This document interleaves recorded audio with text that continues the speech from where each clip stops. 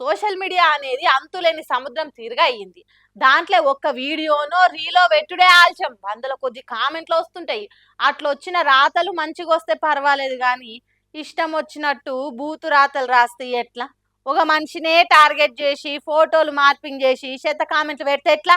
వాళ్ళ మీద కూడా చర్యలు ఉంటాయి గానీ, అట్లాంటి కేసులు 1, 2 అయితే మంచిగుండు గానీ, లక్షలు, కోట్లు దాటిపోతున్నాయి. ఇగో వీడెవడో ఎసొంటి పనులు చేసి ఎట్లాంటి కామెంట్లు పెడుతుండో చూడుండ్రి. చేతికున్న 5 ఏళ్లే సమానంగా ఉండయి. అసొంటిది అందరూ ఒక తీరే ఆలోచన చేస్తారా? నాలుకకో రుచి పుర్రెకో బుద్ధి అన్నట్టు వేర్వేరు ఆలోచనలు ఉంటాయి, అభిప్రాయాలు ఉంటాయి. అట్లా నీకు గిట్ల చేస్తారా? ఫేస్బుక్ లో తులసి చందు ఫోటోకు బుర్కా వేసి నెత్తికి హిజాబ్ కట్టి మార్పింగ్ చేసి దీని ఖరాబ్ చేస్తే గానీ నా మంట చల్లారదన్నట్టు కామెంట్లు పెడతారా? మళ్ళా ఇతగాడు ఓలో గానీ హనుమంతుని ఫోటో, శ్రీరాముని ఫోటో, మోడీ సార్ ఫోటో పెట్టుకున్నాడు. ఇక దీన్ని చూసిన సోషల్ మీడియా జనాలు ముఖం మీద ఉంచినట్టు కామెంట్లు పెడుతున్నారు. ఇదేనా నువ్వు శ్రీరాముని నుంచి నేర్చుకున్నది? ఆ మహానుభావుని భక్తితో ఆరాధించే హనుమంతుని ఫోటో పెట్టి ఇవా నువ్వు పాటించేవని అరుచుకుంటున్నారు. ఇంకా వీని సక్కదనానికి దేశ ప్రధానమంత్రి ఫోటో కూడా షేర్ చేసుకున్నాడు. పెట్టుకున్నదేమో ఆదర్శవంతుల ఫోటోలు, వీడు పెట్టే కామెంట్లేమో మనిషి తిరగలేవు. మళ్ళా ఇసొంటి ఫాల్తు కామెంట్ పెట్టేటోళ్ళని ఎవ్వరు కూడా సపోర్ట్ చేయొద్దు. ఇసొంటి విద్వేషాలు దేశానికే మంచిది కాదు. పార్టీలన్నీ ఇసొంటి వాటిని చీరి చింతగట్టాలే, లేకుంటే రాబోయే తరం అంతా ఇట్లనే తయారైతుంది. మనుషులంటే లెక్కుండదు, మానవత్వం మంట కలుస్తుంది అనుకుంటా మస్తు మంది కామెంట్లు పెడుతున్నారు. ఇక ఇన్ని ముచ్చట్లు చెప్తుంటే మైక్ టీవీ ముచ్చట్లు తులసి చందుకు సపోర్ట్ చేస్తున్నది అనుకునేరు. ఆమె పద్ధతుల జోలికి మేము పోము. ఆడవిలను భయమో భక్తి లేకుండా ఖరాబ్ చేస్తే గానీ నా మంట సల్లారదనడు క్షమించరాని నేరము. భారతదేశంలో ఆడవిలను ఆదిశక్తి తీరుగా చూసుకుంటారు. అసొంటిది దేశం కోసం ధర్మం కోసం అని ఫేస్బుక్ వాల్ మీద రాసుకున్న ఓ మనిషి సంస్కారం లేని సన్నాసి తీరుగా కామెంట్ పెట్టొచ్చునా? అగో అదే అడుగుతున్నాము. ఇసొంటి వాటిని సపోర్ట్ చేసినట్టు మాట్లాడితే వాళ్ళు ఖచ్చితంగా దేశం ద్రోహం చేస్తున్నట్టే, భవిష్యత్ తరాలను ఆగం చేసినట్టే, అగాధంలకు నెట్టినట్టే. అంతేనా కాదా? కాబట్టి ఇసొంటి వాటిని ఈడ్చి కొట్టినట్టు చెప్తున్నది మన మైక్ టీవీ.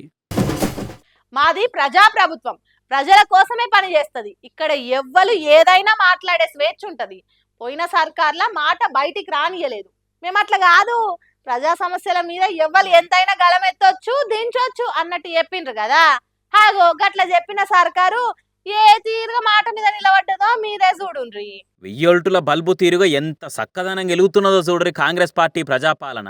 హరీష్ రావు సార్ను పోలీసులు జీపెక్కించుకొని స్టేషన్ కు తీసుకుపోకుండా రోడ్డు మీద నడిపించుకుంటా తీసుకొని పోతున్నది కాంగ్రెస్ సర్కారు. రాష్ట్రానికి మంత్రిగా పనిచేసిననే కనీస మర్యాద లేకుండా, 7 సార్లు ఎమ్మెల్యే గెలిచిన లీడర్ అనే గౌరవం లేకుండా, అసెంబ్లీలో డిప్యూటీ ఫ్లోర్ లీడర్ అనేది కూడా మర్చిపోయి చుట్టూ పోలీసులు పట్టుకుంటా అటు ఇటు నెట్టుకుంటా పారిపోతున్న మనిషిని పైలంగా పట్టుకున్నట్టు చేసిరు. ఇట్లా ఇంత ఘోరం ఉంటదా? హన్మకొండ కలెక్టర్ ఆఫీస్కి వెళ్ళి పోలీస్ స్టేషన్ దాకా నడిపించేంత నేరం ఏం చేసిండు హరీష్ రావు సారు? టీఎన్జీఓల ధర్నాల కూర్చొని అటెంక పాలిటెక్నిక్ పిల్లలు చేస్తున్న ధర్నాల పాల్గొనే తందు ఓడే నేరమా? పిల్లలకు అన్యాయం జరుగుతుంటే పోరాటం చేస్తానుడే తప్ప, ఇగో ఈడ చూడు అరెస్ట్ చేస్తానికి చుట్టూ పోలీసులు ఏ తిరిగా గుంజుతున్నారో. చుట్టూ బీఆర్ఎస్ నాయకులు కార్యకర్తలున్నా పోలీసులు ఆగం చేసిరు. ఓ తీరుగా చెప్పాలంటే తొక్కిసలాట తీరే అనిపించింది.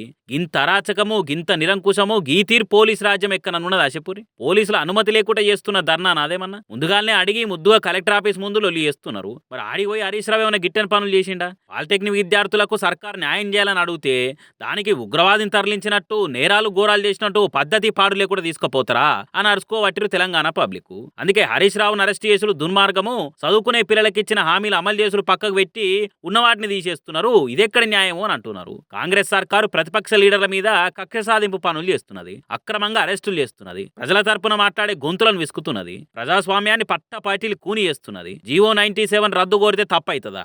గింత నిరంకుశమా? ఎమర్జెన్సీ కాలం తీరుగా అనిపిస్తుందిగా. ఇదే నా ప్రజాపాలన అంటే? న్యాయం చెప్పరా పెద్ద మనిషి అంటే దుడ్డే బర్రే రెండు నాయ అన్నట్టు పాలిటెక్నిక్ పిల్లలకు అన్యాయం చేయొద్దు అని అంటే హరీష్ రావునే గొర్ర గుంజుకోబట్టిన సర్కారు. ఇటువంటి పరిపాలన ఉంటే తెలంగాణ బాగుపడ్డట్టే అని తిడుతున్నారు హరీష్ రావు అరెస్ట్ తీరు చూసిన జనాలు. ఇక ఇదే ముచ్చట మీద హరీష్ రావు సార్ మాట్లాడుకుంటా, ఇవాళ ఒక వరంగల్ పాలిటెక్నిక్ లోనే 10 మంది విద్యార్థులు టీసీ తీసుకున్నారు. ఇవాళ వాళ్ళ తల్లిదండ్రులు పాలిటెక్నిక్ కాలేజీకి వచ్చి వరంగల్లో ఈ రేవంత్ రెడ్డి పుణ్యమాని మా పిల్లల జీవితాలు ఆగమైతున్నాయి, మా పిల్లలు పాలిటెక్నిక్ చదివితే ఎదగాకుండా అయిపోతారని ఒక్క వరంగల్ పాలిటెక్నిక్ లో 10 మంది తల్లిదండ్రులు టీసీ తీసుకొని పిల్లల్ని తీసుకొని ఇంటికి పోయిన పరిస్థితి ఏర్పడ్డది. రేవంత్ రెడ్డి ఇప్పటికైనా కళ్లు తెరువు, చిల్లర బేసిజాలకు పోకు, నువ్వు కళ్లు తెరిచి వెంటనే జీవో 97 రద్దు చేయాలని, పాలిటెక్నిక్ లను యథావిధిగా ప్రభుత్వంలోనే నడపాలని చెప్పి మేము డిమాండ్ చేస్తా ఉన్నాం. అది తప్ప ఇప్పటికైనా రేవంత్ రెడ్డి కన్నులు తెరవాలి, లేకుంటే గట్టినే ఉంటుంది పోరాటం అన్నట్టు చెప్పిండు. ఇసుంటి అరెస్టులకు పోలీసులతో నెట్టించి రోడ్డు మీద నడిపించులకు భయపడము, పాలిటెక్నిక్ పిల్లల కోసము ఎంత వరకైనా కొట్లాడతామన్నట్టు సర్కార్కు సురుకులు దాకిచ్చిండు. మరి రేవంత్ రెడ్డి సర్కార్ వెనక గగ్గుతుందో లేకుంటే పాలిటెక్నిక్ పిల్లల భవిష్యత్తును ఆగం చేస్తుందో రేపు చూడాలిగా.